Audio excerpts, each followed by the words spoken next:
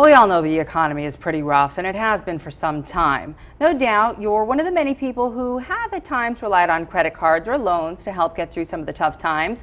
But if you've also started getting harassing calls by debt collectors, we do have some help for you today. There is a way to stop those collection calls for free, and consumer attorney and founder of creditlaw.com, Thor Kimmel, is here to help you and let you know some of your rights. Craig, thank you so much for joining us here on Ebru today. My pleasure. We appreciate it.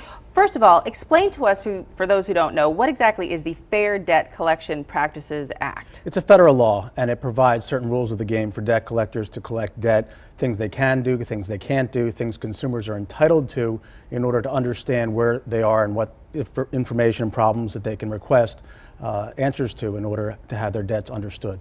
Okay, so what kind of more specific protections does it afford to someone? Basically, I tell people that anything that's uncivil or abusive is forbidden. That's a very basic way of understanding the law. And debt collectors really, unfortunately, have ways to ramp up the feelings of anxiety and anger in having debts collected so that they can get paid, oftentimes without cause, either because the debt is too old or because the consumer is not the correct person that they're trying to reach, or that the debt collector is just being abusive and understands that the consumer doesn't have the opportunity to pay the debt because of money or unemployment, but they continue to call anyway until the debt is paid.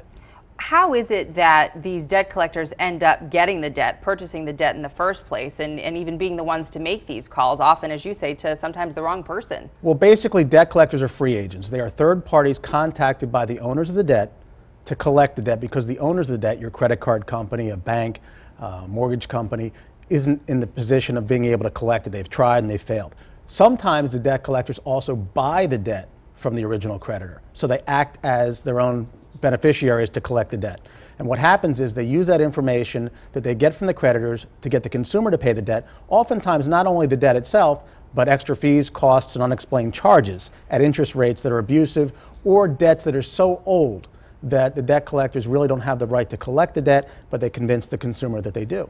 All right, so first of all, what do they actually need to say to make them legitimate? What are the legitimate questions? And also, you know, when you keep on talking about the debt being too old, do they ever expire? I'm curious about that. There's a statute of limitations in every state for collection of debt. It varies from state to state. You have to understand what state you're in and what the debt collection laws require. However, in most circumstances, a debt collector has to provide information at the consumer's request that helps the consumer understand the nature of the debt, what it's for, who the creditor is, what amount is owed, and if the consumer asks for it in writing, they can get a copy of paperwork to support the claims the debt collector is making. If the debt collector received that request and doesn't provide that information, it may not collect the debt until it provides that information. Got it. Okay, so is the problem, do you think, rampant? I mean, is it one of the things that, if you've ever gotten one of those calls, I think you know just how rough those people can be on the other end of the phone. Right. Most debt collectors will try in nice ways initially to collect debt. The more angry they are, the more harassing they are, the more likely it is that they don't have the proof that the consumer is entitled to have the debt demonstrated to them. So why is that important? It's important because the consumer who's being yelled at most likely is having their rights violated. Nobody can yell at you. And second of all, the consumer being yelled at should be very certain that that debt collector doesn't have the proof to collect the debt and probably isn't going to be able to do anything about it.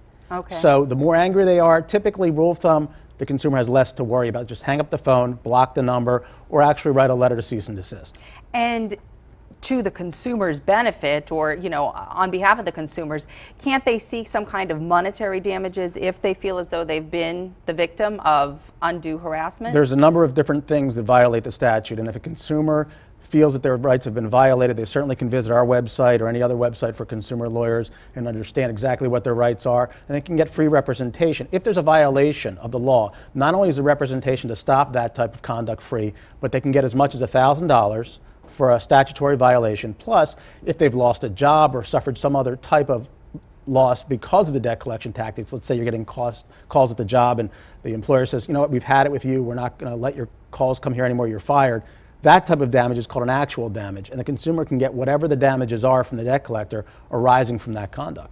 And this can really be any kind of debt, right? It could be a store credit card like a Macy's card, or it could be anything from that to a car loan. Soup to nuts, as long as it's a personal debt. It can't be a business debt. So if you have a business debt in connection with something you bought for a business, that's not covered. But if it's a consumer debt, it is covered. Even if you have a consumer debt in connection with a business credit card account. So if you bought, let's say, something at a big box store for yourself using your company's credit card, but it was a consumer purchase, that is covered under the FDCPA.